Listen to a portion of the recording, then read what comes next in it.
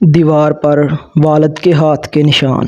ابا جی بوڑھے ہو گئے تھے اور چلتے چلتے دیوار کا سہارا لیتے تھے۔ نتیجتاً دیواروں کا رنگ خراب ہونے لگ گیا۔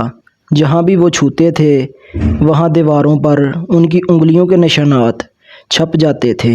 میری بیوی کو جب پتہ چلا تو وہ اکثر گندی نظر آنے والی دیواروں کے بارے میں مجھ سے شکایت کرتی۔ ایک دن سر میں درد ہو رہا تھا تو ابا جی نے سر پر تیل کی مالش کی تو چلتے ہوئے دیواروں پر تیل کے داغ بن گئے۔ یہ دیکھ کر میری بیوی چیخ اٹھی اور میں نے بھی غصے میں اپنے والد کو ڈانٹ دیا اور ان سے بدتمیزی سے بات کی۔ انہیں مشورہ دیا کہ چلتے وقت دیواروں کو ہاتھ نہ لگائیں۔ وہ بہت غمگین نظر آئے۔ مجھے اپنے رویے پر شرمندگی بھی محسوس ہوئی مگر ان سے کچھ نہ کہا۔ ابا جی نے چلتے ہوئے دیواروں کو پکڑنا چھوڑ دیا اور ایک دن وہ گر پڑے اور بستر سے جا لگے جو ان کے لیے بستر مرگ بن گیا اور کچھ ہی دنوں میں ہم سے رخصت ہو گئے۔ میں نے اپنے دل میں احساس جرم محسوس کیا اور میں ان کے تاثرات کو کبھی فراموش نہیں کر سکتا تھا اور اس کے فوراً بعد اپنے آپ کو ان کی موت کے لیے خود کو معاف نہیں کر پاتا ہوں۔ کچھ دیر بعد ہم اپنے گھر کو پینٹ کروانا چاہتے تھے۔ جب پینٹر آئے تو میرا بیٹا جو اپنے دادا سے پیار کرتا تھا نے مصوروں کو دادا کی انگلیوں کے نشانات صاف کرنے اور ان علاقوں کو پینٹ کرنے کی اجازت نہیں دی۔ پینٹر بہت اچھے اور جدت پسند تھے۔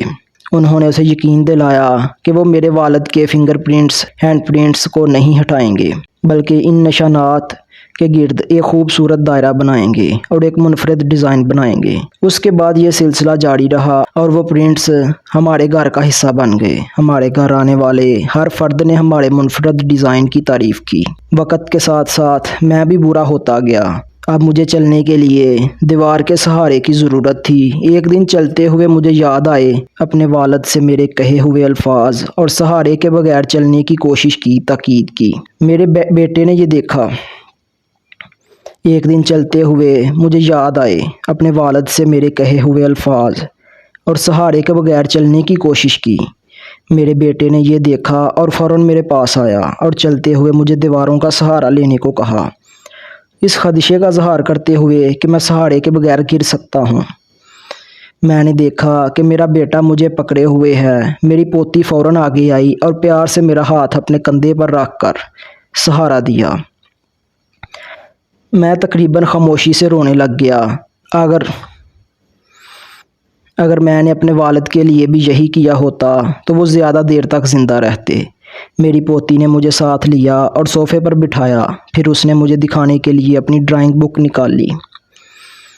اس کی استانی نے اس کی ڈرائنگ کی تعریف کی تھی اور اس کو بہترین ریمارکس دیے تھے۔ خاکہ دیواروں پر میرے والد کے ہاتھ کے نشان کا تھا۔ اس کے ریمارکس تھے، کاش ہر بچہ بڑوں سے اسی طرح پیار کرے۔ میں اپنے کمرے میں واپس آیا اور اپنے والد سے معافی مانگتے ہوئے رونے لگا۔ جواب نہیں تھے۔ ہم بھی وقت کے ساتھ ساتھ بوڑھے ہو جاتے ہیں۔ آئیے اپنے بڑوں کا خیال رکھیں اور اپنے بچوں کو بھی یہی سکھائیں۔ اپنے گھر والوں کو بھی بتائیں کہ یہ بزرگ قیمتی ہوتے ہیں، دیواریں اور چیزیں نہیں۔